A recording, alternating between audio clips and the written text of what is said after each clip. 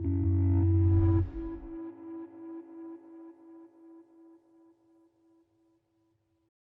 e Henrique no Movimento Online, a gente recebe para mais uma entrevista da série de entrevistas com médicos especialistas do movimento saúde, o médico ginecologista, obstetra e também conselheiro e corregedor do Conselho Regional de Medicina do Espírito Santo, Dr. Aron Steffen Souza, que está em casa por videoconferência para falar com a gente sobre as atividades do CRM nesses tempos de pandemia. Dr. Aron, bom dia, muito obrigado por falar com o Movimento Online. Bom dia, prazer estar aqui. Obrigado pelo convite. Estamos à disposição. Doutor, fala um pouco para a gente o que mudou na atividade do CRM. Primeiro, explica qual é a sua função específica dentro do Conselho Regional de Medicina aqui do Espírito Santo e o que mudou antes da pandemia e agora com a pandemia do novo coronavírus. Então, Lucas, eu sou corregedor do CRM, né? É um dos cargos da direção do CRM. O corregedor, basicamente, é o membro responsável pela orientação em relação à parte de denúncias, né? A gente recebe as denúncias que vêm da comunidade em geral, a gente faz um filtro e distribui essas denúncias para serem instruídas pelos conselheiros da nossa casa, né? O Conselho Regional de Medicina é uma autarquia federal e que tem aí algumas responsabilidades que seriam aí principalmente as cartoriais. A gente registra médicos, registra empresas médicas, fazemos fiscalizações aos médicos, às clínicas, aos hospitais, e temos a função judicante, né, que é justamente essa que eu falei, que seria aí a minha principal função, né, que a gente recebe as denúncias da comunidade de maneira geral e distribui isso entre os conselheiros para serem instruídas, né. Basicamente seria isso aí, né.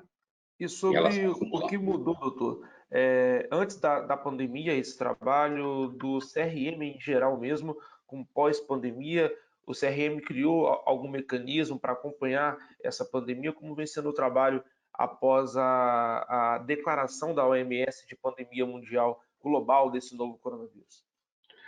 Mudou muita coisa, né? Essencialmente também em relação ao próprio atendimento do CRM.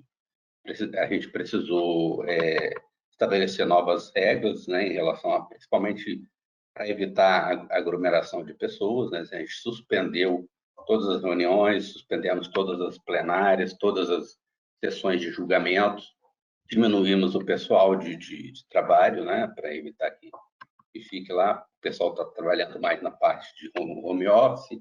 Os atendimentos presenciais estão sendo feitos, mas precisa fazer um agendamento prévio, né, para evitar que várias pessoas compareçam ao mesmo tempo, né?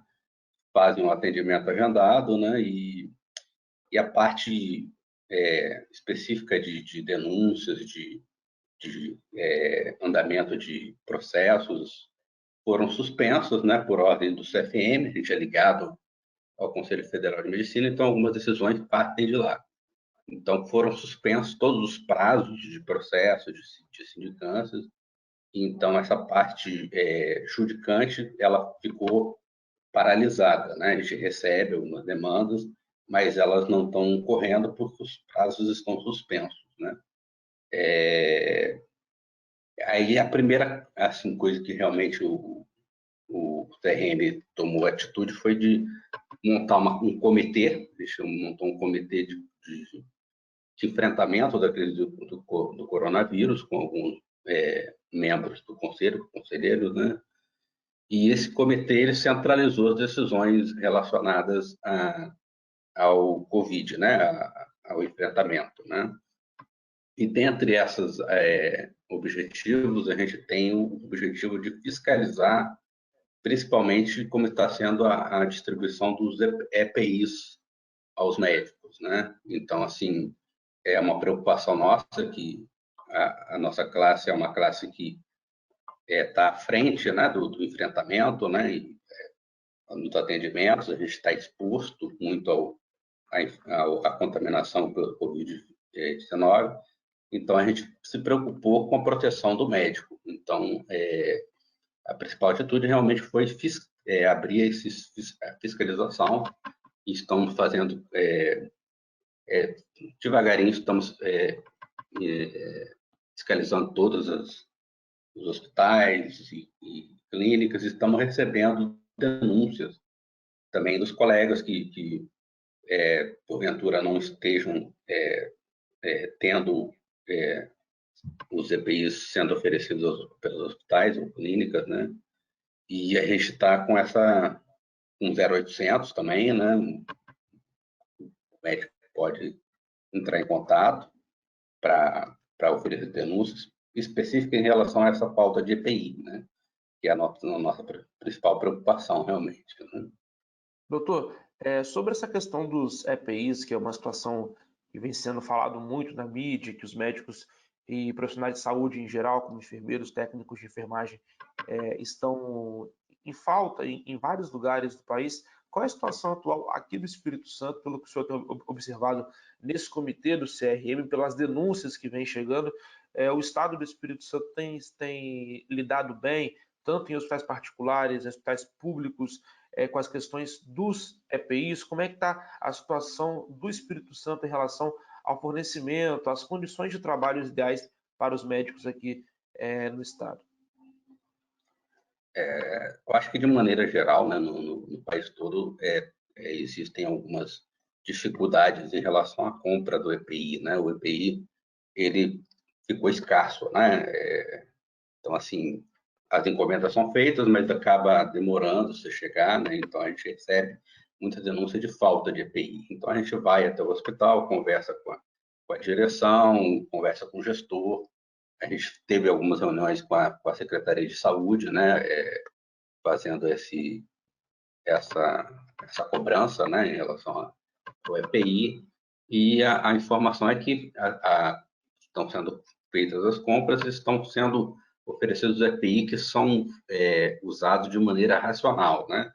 Cada setor do hospital tem uma necessidade específica de EPI, né?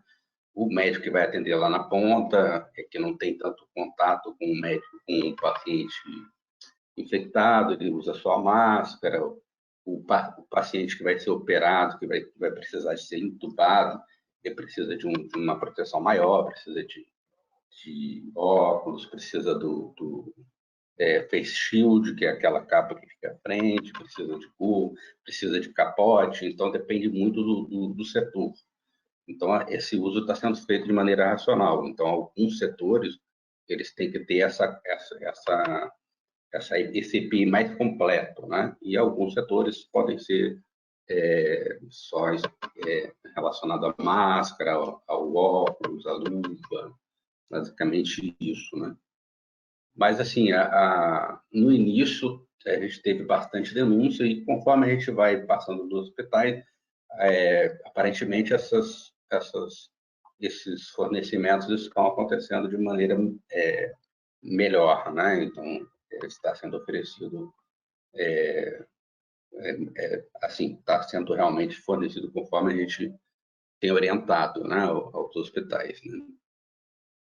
Doutor, em relação, o senhor falou ainda sobre os EPIs, que houve um contato com o Estado, com as autoridades em relação a esse tipo de fornecimento, mas em relação às políticas implementadas pelo Estado do Espírito Santo e a nível federal também, qual é a avaliação do CRM e qual a avaliação do senhor também em relação às políticas e às diretrizes que estão sendo tomadas pelas autoridades em relação ao enfrentamento da pandemia? Isso vai de acordo com o que os médicos pensam também sobre esse enfrentamento do coronavírus? Então, a gente segue basicamente as, mais ou menos as diretrizes do Ministério da Saúde e as diretrizes aí, as orientações do CFM, né? Cada estado está tomando a sua decisão à parte, né?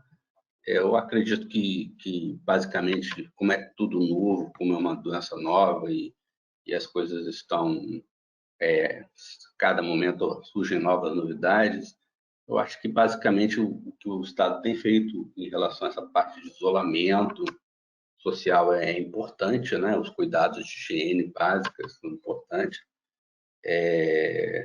Eu acho que está sendo levado bem aqui no estado, né? De maneira geral, né?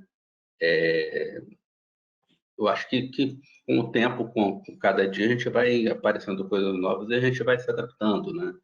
Tem algumas polêmicas em relação a tratamento, né? Que a gente não sabe ao certo qual o melhor tratamento, mas eu acredito que com o tempo a gente vai saber mais e ficar mais inteirado realmente do melhor tratamento e as melhores condições para isso, né? Até porque é uma doença muito nova, né? A gente tem pouco tempo o vírus, então ainda há muitos estudos nessa área para saber qual é o melhor medicamento para eficácia, vacinas e tudo mais Isso aí. ao novo coronavírus. Doutor, em relação ainda ao CRM, o senhor falava sobre essas denúncias de hospitais em relação à EPI, a relação a condições de trabalho, principalmente nesses tempos de pandemia, com esse comitê responsável pelas ações de enfrentamento ao coronavírus. Em relação a se o CRM encontra alguma coisa de desacordo com o que o protocolo de segurança, de EPI ou de outro tipo de atribuição da clínica, do hospital, qual que é a, a punição, a sanção feita pelo CRM, qual a atitude tomada pelo CRM quando há caso desse tipo, por exemplo, de desrespeito ou de não fornecimento de um EPI, por exemplo? Então, o CRM ele não tem força de polícia, né? A gente não pode ir lá multar, não pode ir lá fechar, não pode prender ninguém, né? Então, basicamente, o que a gente faz é a gente evidenciando realmente que está sendo descumprida alguma norma, sendo cumprido algum preceito ético, a gente encaminha geralmente uma denúncia ao MP, né? O Ministério do Trabalho, o Ministério Público, com a denúncia, né? E esses órgãos que têm força de polícia, eles atuariam nesse sentido de pressionar a direção e pressionar o gestor no sentido de obrigar a fornecer, né, que é uma obrigação do Estado dar essa proteção, né? E o médico sem uma EPI, sem esse cuidado necessário, ele fica complicado dele fazer um atendimento, né? E ele tem família, ele tem vida, ele precisa se proteger, né? Então, assim, a atitude de realmente de polícia vem desses órgãos maiores, né? Os órgãos competentes, né? O CRM só faz esse meio campo de realmente ir lá presenciar essa denúncia, que ela é realmente ela é verdadeira ou não, e direciona esses órgãos competentes para fazer realmente a ação mais efetiva, né? Em relação a isso, né?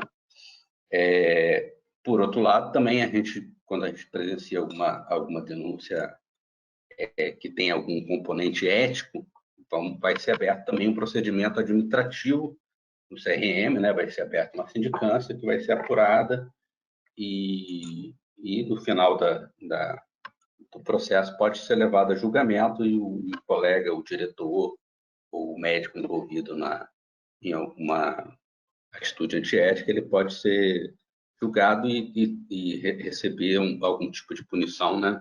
Seria na parte administrativa, que vai desde uma advertência confidencial até uma cassação, né? Dependendo dos casos mais graves. Doutor, para encerrar o nosso papo aqui no Movimento Online, espaço aberto para o senhor falar um pouco sobre a sua experiência na pandemia do coronavírus, o senhor que também é médico obstetra e ginecologista, e para falar também como está sendo a sua experiência e um pouco de uma reflexão do senhor que está na linha de frente atuando como médico e também no CRM, de como que a categoria vai sair depois dessa pandemia do coronavírus. Falando relativamente com relação à minha especialidade, a gente sabe que a obstetrícia é uma é uma área que a gente não pode parar de atuar, né? A gestante, ela não tem como a gente suspender, né, uma gestação, então a gente tem que dar o andamento, né? Então, assim, eu acredito até que atualmente eu estou até trabalhando mais do que fora da pandemia, porque as gestantes elas continuam vindo, né?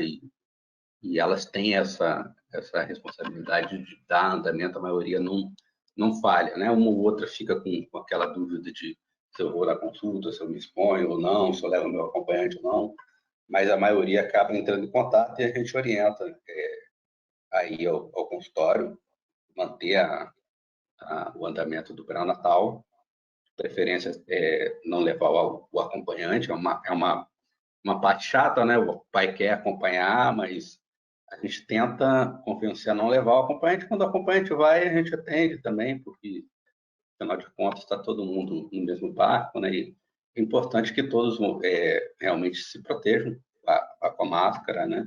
Eu atendo de máscara, o acompanhante e a paciente atendem de máscara também, atendem de máscara, elas vão de máscara, quem atende sou eu. A secretária de máscara, ele tem o álcool disponível, então, assim, a gente continua fazendo, tem atendido normalmente no consultório, né? E os partos acontecem, e a gente vai ao hospital e tem essa preocupação de se proteger e de proteger os pacientes, né?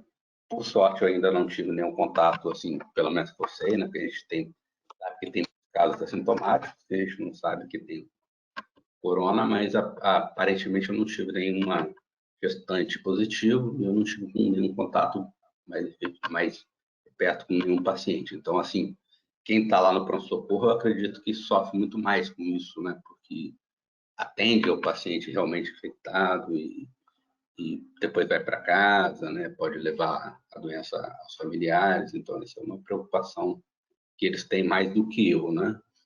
Doutor, e sobre esse pós-pandemia, o que é a categoria médica, o senhor também, que é médico, vai levar de lição e de mudança mesmo nos critérios do dia a dia, de como enfrentar a profissão e de como atender o público? O que vai mudar, na opinião do senhor, que está no CRM e também é médico, depois Uhum. da pandemia? Quais cuidados, quais protocolos irão ser adotados? O que muda na atividade médica no pós-pandemia? É uma pergunta complexa, né? É complicado a gente falar sobre isso. Na verdade, o pós-pandemia, né? Quando vai vir essa pós-pandemia, né? Já não temos essa ideia de quando vai ser isso, né? Mas uma reflexão, realmente. Eu acredito que a gente vai viver uma nova realidade, né? A gente vai voltar ao normal? Não sei qual a normalidade que a gente vai ter após a pandemia. Eu acredito que todos esses cuidados que a gente tem tendo de higiene, de lavar a mão, de usar o álcool, isso aí vai perdurar por muito tempo. A gente já faz isso de maneira geral, mas eu acho que esses cuidados vão acabar sendo sempre redobrados, né? E eu acredito que, de maneira geral, a sociedade vai acabar ficando distanciada socialmente por esses aspectos da pandemia. Eu acredito que por muito tempo as pessoas vão fugir de eventos sociais, talvez as pessoas realmente procurem menos o médico, realmente quando realmente necessitarem. De maneira geral, acredito que vai ter uma nova realidade que a gente não sabe exatamente qual vai ser e por quanto tempo ela vai durar. Mas em relação à parte médica, eu acredito que a gente vai manter as mesmas condições de higiene, usar máscara aí por um bom tempo, né? Eu acredito. E eu acho que o movimento dos pacientes até o médico também, talvez isso diminua, que seja mais em casos mais urgentes, né? Nesse sentido, né? Doutor Aron, muito obrigado pela entrevista do senhor aqui no Movimento Online. Foi um prazer conversar com o senhor, Uhum. médico ginecologista, obstetra e também corregedor do CRM aqui do Espírito Santo. Muito obrigado e até uma próxima, doutor.